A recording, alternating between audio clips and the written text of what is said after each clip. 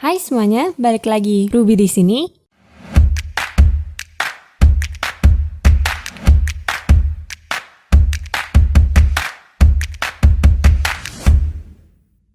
Fintech yang merupakan singkatan dari Financial Technology di beberapa tahun ini lagi naik daun ya guys di negara kita, di Indonesia ini. Melalui fintech, teknologi ini dipakai untuk menciptakan suatu platform yang membantu di bidang jasa keuangan. Kayak yang kita lihat guys, banyak banget inovasi-inovasi yang muncul di industri jasa keuangan ini karena Financial Technology atau fintech ini.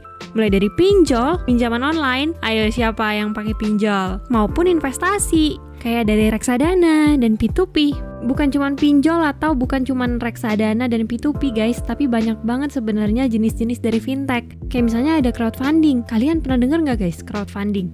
Ada juga kayak misalnya digital payment. Digital payment ini kayak e-wallet guys. Jadi kayak GoPay, OVO, itu pun termasuk fintech loh guys. Terus juga kayak misalnya kita bayar nih di Tokopedia. Di Tokopedia juga ada kayak misalnya kita membayar PLN atau bayar air di e-commerce nih. Nah itu juga termasuk ke fintech guys. Nah aku nemu nih guys satu report yang ngomongin tentang fintech di Indonesia. Sebenarnya ini pernah aku ngomong ya guys tentang research ini di beberapa video yang lalu. Di video itu aku bahas tentang Bibit, masih ngomongin tentang platform investasi.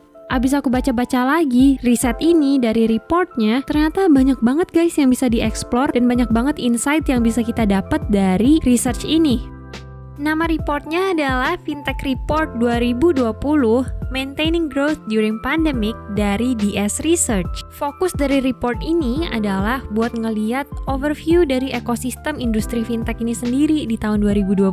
Iya di tahun 2020 ya guys, di tahun lalu nih, bukan tahun sekarang. Di report ini mereka juga bakal ngomongin tentang gimana sih pertumbuhan dari fintech ini, trennya bagaimana sih, dan juga regulasi-regulasi yang ngatur fintech ini. Selain itu, mereka juga nge-compare atau ngebandingin beberapa platform fintech di areanya masing-masing untuk ngeliatin platform yang memang paling banyak diminati oleh masyarakat Indonesia. Kalian mau tahu guys? Ikutin terus ya sampai akhir. Mereka pakai survei sebagai research method mereka, dan gak tanggung-tanggung guys, responden yang ikut dalam research ini ada 1.434 orang, lebih dari 1.000 guys. Oh ya, riset ini bukan cuma diadain oleh DS Research aja, tapi juga diadain oleh Bank CIMB Niaga, juga disupport oleh Ayo Connect dan Investri. Fintech ini areanya banyak banget ya guys, bukan cuma 2 atau 3 aja, tapi menurut OJK, Bank Indonesia, dan beberapa institusi lain yang mengawasi keuangan di Indo, fintech ini terbagi menjadi 7 kategori. Ada payment system, remittance, e-money atau digital wallet, ada P2P lending, equity crowdfunding, inovasi keuangan digital, termasuk insurance, dan investment. Kita bahas kategori ini satu-satu ya guys. Dimulai dari P2P atau peer-to-peer lending. Kayak namanya guys, lending ini ada hubungannya dengan loan atau hutang. Fintech atau financial technology menyediakan satu platform yang menghubungkan antara lenders dan borrowers. Lenders ini maksudnya pemberi hutang dan borrowers ini maksudnya yang ngutang ya guys. Jadi antara yang ngutang dan yang bisa memberikan hutang dipertemukan di satu platform yang disebut sebagai P2P. Ini bisa berupa individu atau institusi ya guys, baik dari segi peminjam dan juga dari segi yang meminjam. Ada 2 jenis P2P ini, ada yang disebut sebagai P2P konsumtif dan ada yang disebut sebagai produktif. Untuk penjelasan yang lebih detail, aku nggak jelasin di sini, kapan-kapan kita ngomongin tentang P2P ini ya guys secara detail. Aku kasih contohnya dari P2P ini yang memang sering ditemuin orang, itu ada misalnya kayak Coinworks, Investri, Amarta, itu merupakan jenis dari P2P, peer-to-peer lending. Yang kedua ada equity crowdfunding. Beda ya guys, equity crowdfunding dengan P2P lending. Dari namanya aja sebenarnya kelihatan sih, kalau yang satu P2P lending itu ngomongin tentang lending, ngomongin tentang loan, hutang. Tapi kalau equity crowdfunding, equity dia itu ngomongin tentang kepemilikan perusahaan. Jadi di equity crowdfunding, platform fintech ini difungsikan untuk menghubungkan antara business owners, pemilik perusahaan, dan investor, misalnya kamu, untuk mendapatkan keuntungan bareng-bareng. Bedanya, kalau di P2P lending, itu kan kita sebagai investor memberikan hutang kepada mereka. Jadi nanti mereka akan memberikan kepada kita bunga gitu ya. Jadi berbentuknya hutang. Tapi kalau equity crowdfunding, yang ditransaksikan pertama itu bukan hutang, tapi adalah kepemilikan perusahaan. Jadi sebenarnya hampir mirip dengan saham, tapi bedanya kalau saham itu kan semua public company guys. Cuman kalau misalnya equity crowdfunding, ini kita membeli kepemilikan perusahaan yang rata-rata itu adalah private companies. Jadi perusahaan yang masih tertutup, yang belum go public. Kategori ketiga, ada investment. Ini yang dari kemarin kita terus ngomongin ya guys. Semoga kalian gak bosen ngomongin investment. Di investment ini yang aku maksud adalah kayak platform penyedia transaksi instrumen investasi. Contohnya kayak ada reksadana, kayak Bibit yang sering banget kita omongin. Ada juga gold, emas, dan saham.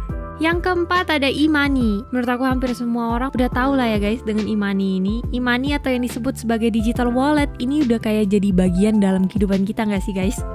Karena kayak kemana-mana, apalagi karena corona, semakin banyak orang yang mengurangi transaksi dengan cash, dengan uang kas ya.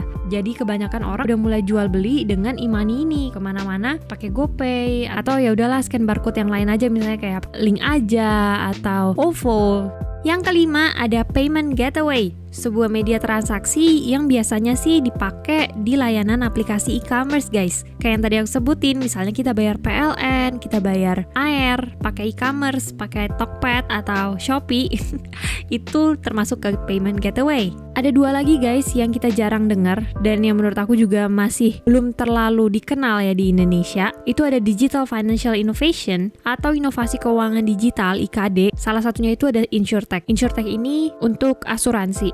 Dan ada juga remittance. Remittance ini platform yang menyediakan transaksi untuk luar negeri ya guys. Jadi transaksi antar negara.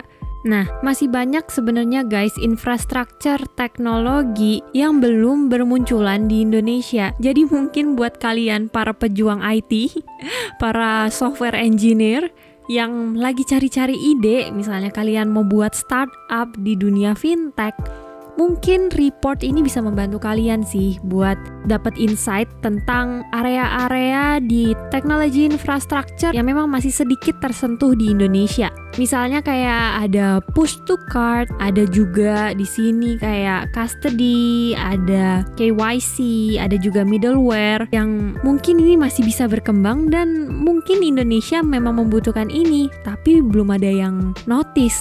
Mungkin ini bisa jadi ide yang bagus sih guys buat kalian. Mungkin report ini bisa cocok nih buat kalian. Dari ketujuh tipe yang common ditemuin di Indonesia, kalian gimana nih guys? Seberapa banyak sih yang kalian udah pakai dari ketujuh tipe itu? Apa jangan-jangan ada yang udah pakai ketujuh-tujuhnya ya guys di kehidupan kalian?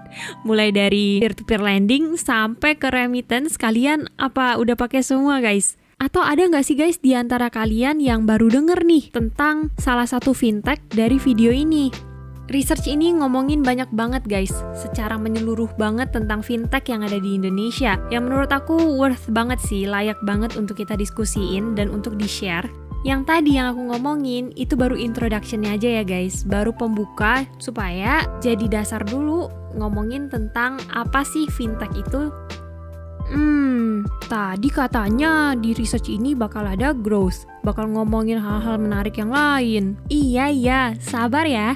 Di video selanjutnya kita bakal ngomongin tentang hal-hal menarik itu. Jadi, sampai ketemu di video selanjutnya. See you in the next video. Sehat dan sukses terus ya guys. Bye!